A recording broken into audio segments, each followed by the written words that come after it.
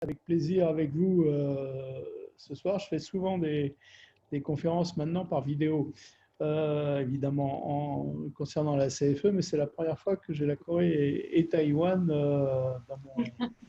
dans ma conférence ou dans mon champ d'intervention. Donc, je suis très content d'être là. Alors, je me présente très rapidement. Donc, moi, je suis chef d'entreprise. Je suis installé au Vietnam depuis un peu plus de 30 ans. Et j'ai été élu en 2002, je crois, au conseil d'administration de la CFE. J'ai été présenté par l'Association française du monde et j'en suis devenu le vice-président il y a 6 ans lors du renouvellement du conseil d'administration qui termine son mandat l'année prochaine et donc je prendrai ma retraite également l'année prochaine de la CFE. Alors, Allô? oui. Oui, Alors, on vous entend. Sylvain, je suis là. Excusez-moi, monsieur. Non, mais c'est très bien, on est content de vous avoir. Merci. Alors, la CFE, c'est quoi? Alors, c'est donc le conseil. Qu'est-ce que je fais à la CFE? Moi, je suis pas donc employé de la CFE, je suis membre du conseil d'administration, c'est-à-dire que je fais partie des gens qui sont comme vous, des adhérents de la CFE, qui ont été élus pour diriger la CFE, suivant le modèle de la sécurité sociale, où sont les adhérents qui ont une part dans la gestion. Et pour ce qui concerne la CFE, une part majoritaire, puisque sur les 21 membres du conseil d'administration de la CFE, 15 sont des adhérents de la CFE, qui sont donc répartis dans le monde entier.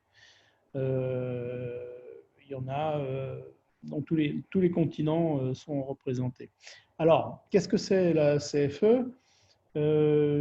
C'est donc une branche de la sécurité sociale française, qui est une branche un peu spéciale, puisque contrairement à la sécurité sociale, on y adhère volontairement. En France, c'est obligatoire.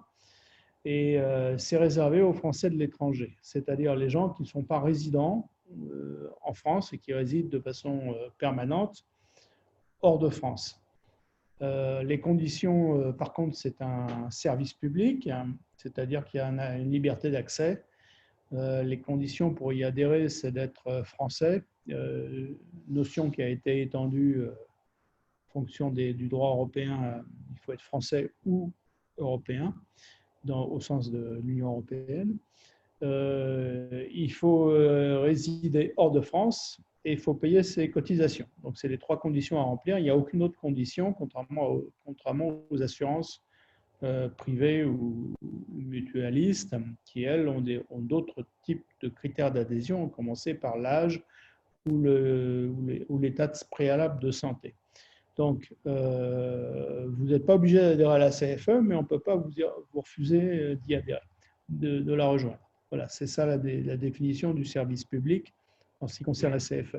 Alors, il y a plusieurs questions qui m'ont été posées par écrit. Et dans ces questions, apparaît, comme à chaque fois, une relative méconnaissance de ce qu'est la sécurité sociale. Alors, je ne vais pas faire un quiz, mais la sécurité sociale, c'est un truc bizarre qui a été créé en 1945, ou plus exactement en 1946 en France, qui est ni une entreprise, ni une administration, ni un établissement. C'est un machin qui n'a pas de statut, qui n'est pas défini, qui est défini par une seule ligne dans la loi. Ça s'appelle un organisme de droit privé doté d'une mission de service public. Point. Et tout le reste est défini par des lois qui sont votées par le Parlement au fur et à mesure et qui constituent un corpus qui s'appelle la sécurité sociale. Alors, ça fonctionne, donc c'est une sorte d'organisme, ce n'est pas une entreprise. C'est de droit privé, c'est-à-dire que les gens qui travaillent à la CFE ou à la sécurité sociale ne sont pas des fonctionnaires ou ils ont un contrat personnel de droit privé comme l'employé. Mais ça ne fait pas évidemment de profit, il n'y a pas d'actionnaire, ça appartient à ses adhérents et c'est de toute façon une mission de service public. Alors la CFE a le même statut que la sécurité sociale en France, donc on relève du code de la sécurité sociale Et c'est ça qui définit la façon dont on fonctionne. Donc la CFE n'est pas une société d'assurance, il n'y a pas de contrat, vous ne signez pas avec la CFE, on ne signe pas avec vous. Vous décidez d'y venir, on ne peut pas vous refuser, comme je l'ai dit, parce que c'est un service public et donc vous en êtes les usagers.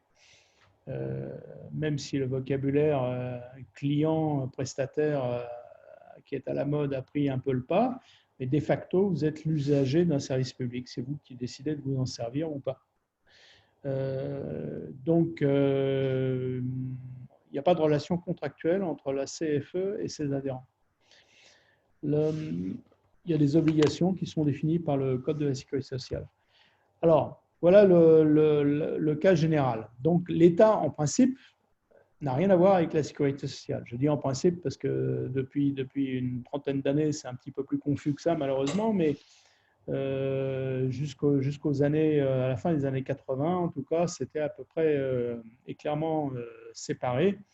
Et les financements de la sécurité sociale étaient, jusqu'en 89, liés uniquement aux cotisations perçues par la sécurité sociale. Alors la sécurité sociale, c'est plusieurs branches qui sont distinctes. Il y a la branche qu'on appelle vieillesse, donc qui s'occupe des retraites, la branche santé, qui s'occupe de la santé, la branche accident du travail.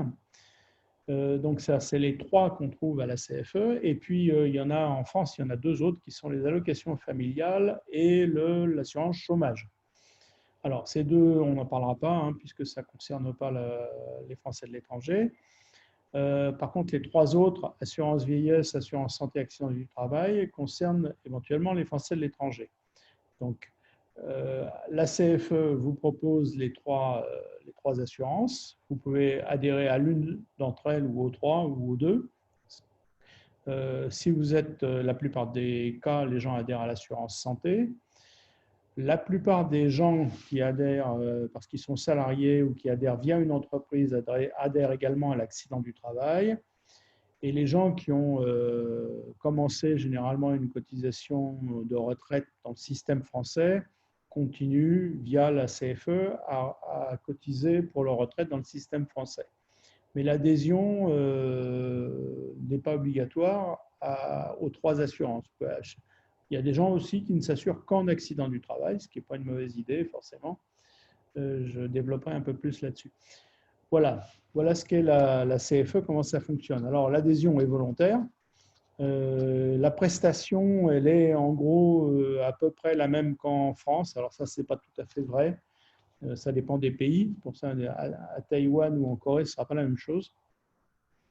Et le système reste celui de la sécurité sociale, c'est-à-dire que vous avez une part prise en charge par votre assurance et une part qui reste à votre charge. On appelle le reste à charge.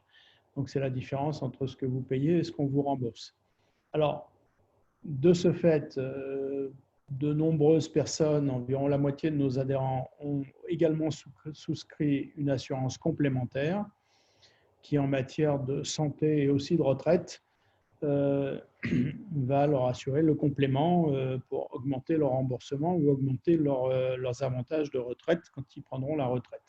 Donc, le système, dès 1946, le choix a été fait de ne pas prendre un système entièrement étatique et à 100%, comme ça a été fait en Angleterre, par exemple, mais de faire un système assurantiel sur cotisation avec la porte ouverte à des assurances complémentaires. Ça, c'est l'histoire, mais ça explique tout ce qu'on fait aujourd'hui en matière de sécurité sociale en France et à la CFE. Alors, qu'est-ce que concrètement la CFE vous offre? Donc, en matière d'accident du travail, donc si vous êtes salarié, donc accident du travail, il faut travailler, donc il faut être employé ou salarié. Donc, c'est une assurance qui est assise sur un forfait, que vous déclarez un revenu théorique et on vous donne un pourcentage de ça. L'assurance accident du travail, c'est un produit typiquement sécurité sociale. Pratiquement, il y a très peu d'assurances privées qui le font. Et quand elles le font avec des plafonds de couverture qui sont très très bas, très très rapidement atteints, avec des conditions un petit peu drastiques. La sécurité sociale et la CFE, en accident du travail, ont une définition très large, une couverture qui est illimitée et qui couvre également les trajets entre le domicile et le lieu de travail et vice-versa. Environ 80% des accidents dits du travail sont en fait des accidents du trajet pour aller au travail. Bon, c'est des accidents de circulation, tout bêtement. Alors, pour les gens qui circulent beaucoup dans les pays où il y a beaucoup de problèmes et où ils ne peuvent pas s'assurer pour ce risque, ce n'est pas idiot de considérer, comme toute assurance, c'est une sécurité, hein, ce n'est pas pour s'en servir, hein, c'est comme l'assurance incendie de votre maison, mais ce n'est pas une mauvaise assurance, c'est au contraire une assurance très, très puissante et très performante. Alors, j'en dirai pas plus, si après il y a des questions particulières, je reviendrai là-dessus. L'assurance retraite. Alors, la CFE n'intervient pas comme assureur, on intervient comme agent. Donc, l'assureur, c'est la Caisse nationale d'assurance vieillesse, c'est-à-dire le système central d'assurance vieillesse en France. Et la CFE est son collecteur, c'est-à-dire qu'on fait les adhésions, on gère les cotisations. Ces cotisations sont reversées à la Caisse nationale d'assurance vieillesse et c'est elle qui est votre assureur, c'est-à-dire que c'est elle qui vous versera votre retraite, ce n'est pas la CFE. Donc, tant que vous n'êtes pas en retraite, vous avez affaire avec la CFE comme interlocuteur, et puis une fois que vous êtes en retraite, vous avez affaire avec la Caisse nationale d'assurance vieillesse. On va poser des questions là-dessus. Est-ce que je m'a dit est-ce qu'on peut être couvert, etc. Donc vous pouvez adhérer dans certaines conditions. C'est pas 100% ouvert à tout le monde l'adhésion. Il faut avoir soit déjà cotisé en France, soit avoir déjà été assuré à un système français d'assurance sociale, quel qu'il soit, assurance santé par exemple, pendant un certain temps, pour pouvoir cotiser à la retraite française. Bon, si vous êtes cotisant à la retraite française, il n'y a pas de durée de cotisation, hein. La durée de cotisation sert à calculer le montant de votre retraite. Vous pouvez cotiser un trimestre seulement, vous aurez droit à une prestation, très faible évidemment, mais vous aurez le retour de ces cotisations sous forme d'une prestation, quelle que soit votre durée. Donc vous allez être limité par un âge auquel vous pouvez prendre votre retraite. Alors, je ne sais même plus, comme ça change tout le temps en ce moment, je ne sais plus exactement quel âge c'est, je pense que c'est 62 ou 63 ans, l'âge légal, ce qu'on appelle l'âge légal.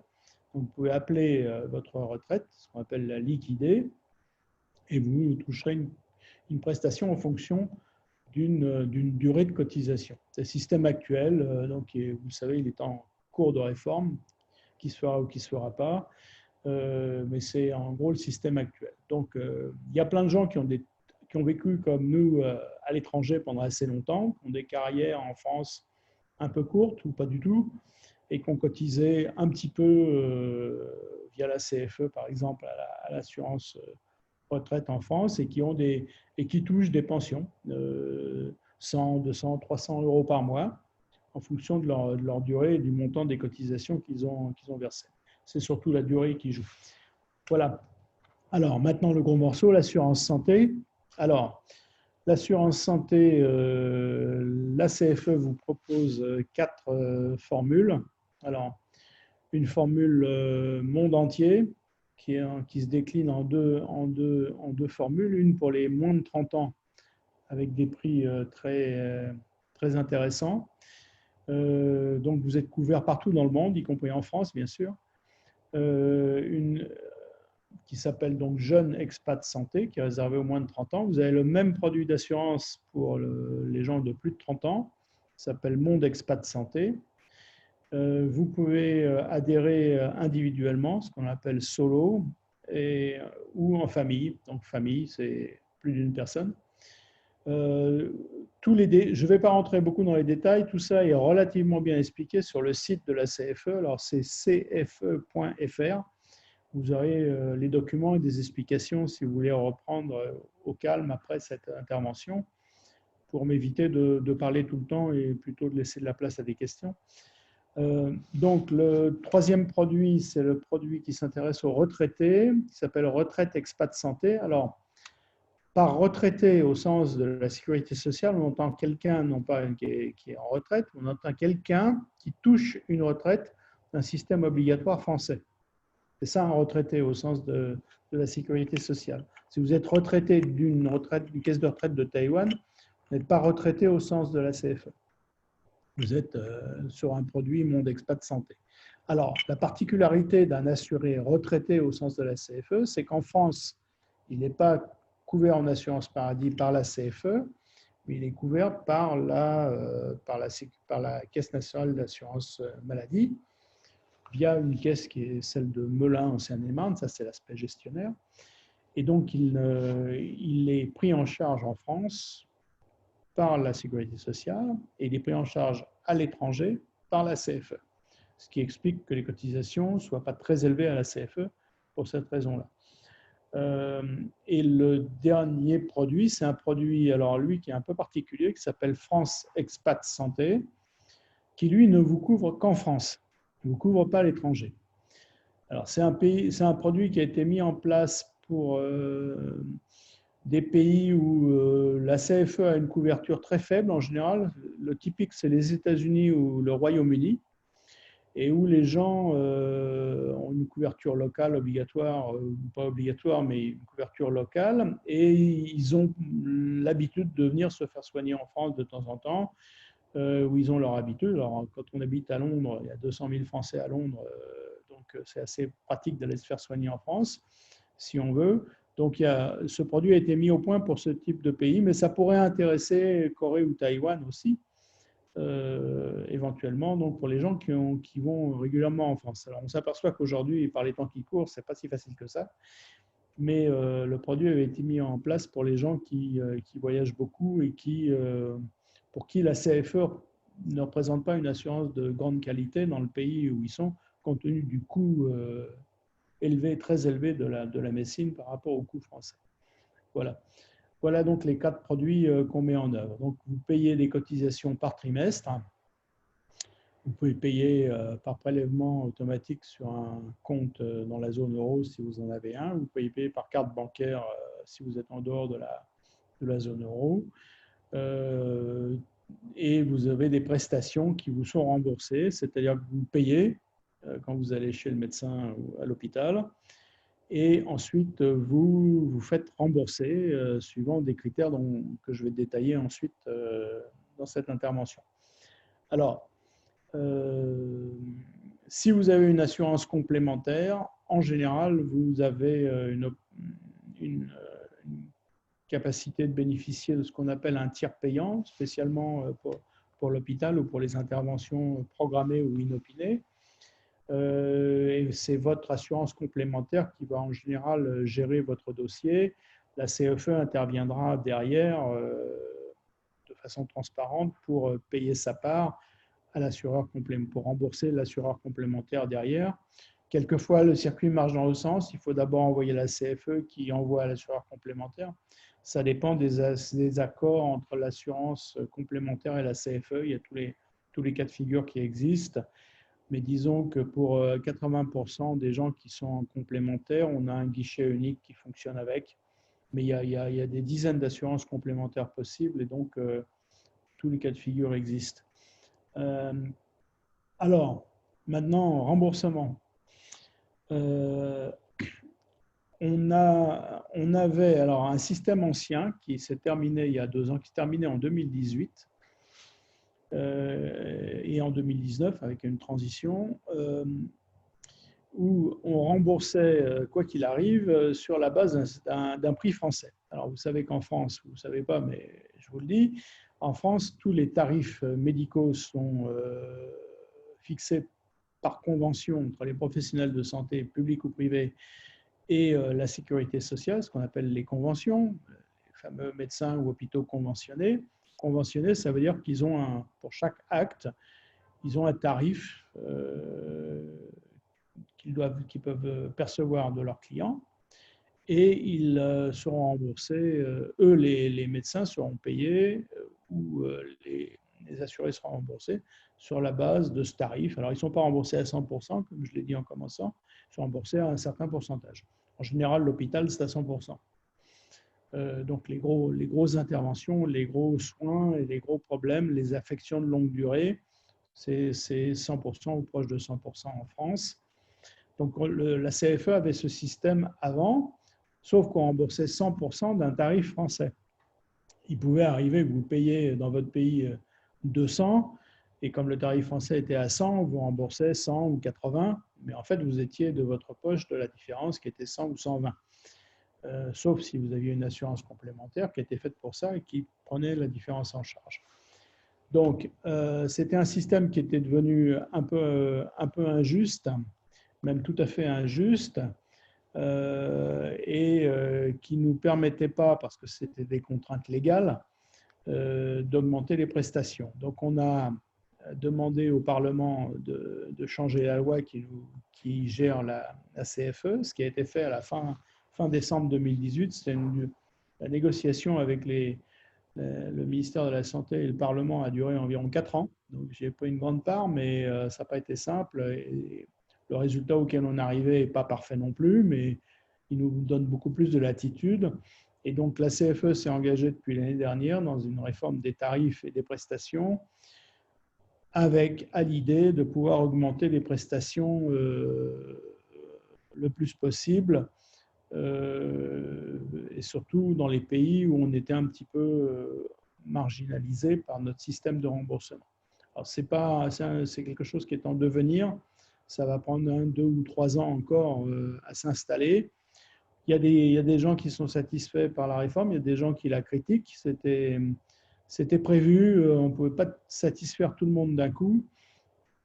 Et on tire beaucoup d'enseignements de l'ensemble des remontées de terrain qu'on reçoit depuis 1 an, avec des réformes qui vont continuer très prochainement. Voilà. Alors, remboursement en ce qui concerne Taïwan et la Corée. Donc, on a divisé le monde en 5 zones. La zone 1 sont les pays où les coûts de santé, qui sont connus par l'historique de la CFE. On sait ce qu'on rembourse, quel type de prestations on rembourse et à quel prix. Et donc, il était facile, sur la base de nos bases de données, de classer les pays par coût de la santé. Donc, la base de référence, c'est la France. Et on a mis en zone 1 tous ceux qui sont au même prix ou inférieurs au prix français. Alors, Taïwan fait partie de la zone 1. La zone 2, c'est ceux qui sont entre 0 et 20% plus cher que le prix français. Donc, la Thaïlande fait partie de la zone 2, par exemple, dans les pays voisins, l'Indonésie. La zone 3, dont fait partie la Corée, si je ne me trompe pas. Oui, dont fait partie la Corée, donc c'est des pays sensiblement plus chers que la France. Et la zone 4, c'est la Chine. La Chine est en zone 4. Les États-Unis, sans surprise, sont en zone 5. Voilà. Alors, c'est quoi? Ça veut dire quoi ces zones? Ben, ça veut dire qu'en zone 1, on va vous rembourser plus qu'en zone 2, plus qu'en zone 3, plus qu'en zone 4, etc. Le choix du taux de remboursement a été fait sur la base de l'historique qu'on avait des remboursements par rapport aux frais réels des factures qu'on voyait. Et donc, on a pris ce qu'on remboursait déjà en l'améliorant un petit peu de quelques pourcents, 5% de mémoire, pour que tout le monde ne soit pas pénalisé en moyenne. Hein. Évidemment, il y a des gens qui sont pénalisés et un peu, il y a des gens qui sont favorisés un peu. Les gens qui sont pénalisés se plaignent à juste titre. Les gens qui sont favorisés ne se plaignent pas, à juste titre aussi. Et dans le temps, on va ajuster pour améliorer tout ça sur la base du retour d'expérience qu'on a en ce moment. C'est une grosse affaire. Ça n'avait changé depuis la création de la CFE en 1984. Et donc, il y a des ajustements. C'est une transition qui est en cours. Alors, il y a un autre critère à prendre en considération pour adhérer ou pas à la CFE et pour en être satisfait ou pas. Ça dépend du système de santé et du système de sécurité sociale que vous avez chez vous.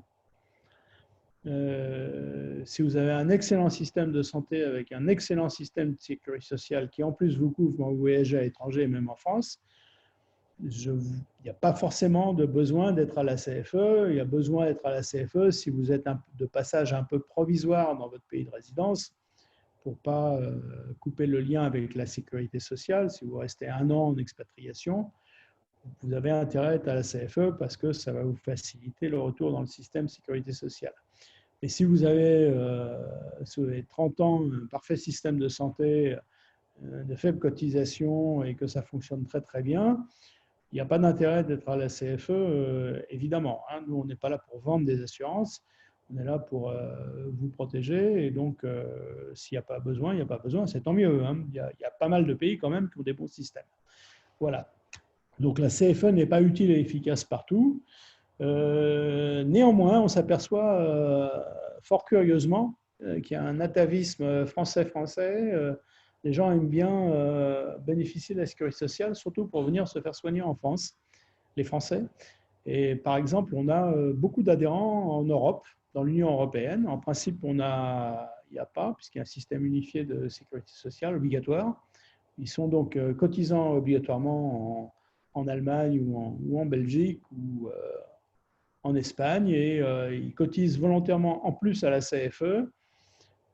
C'est essentiellement pour être plus en confort quand ils viennent se faire soigner en France, alors qu'ils pourraient le faire avec des remboursements qui sont quelquefois mieux.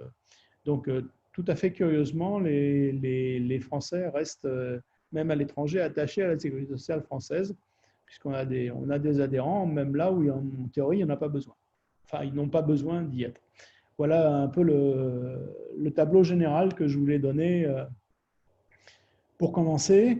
Je pense que c'est, pour pas que ça se transforme en un cours, le mieux c'est peut-être de passer à quelques questions. Et s'il y a besoin,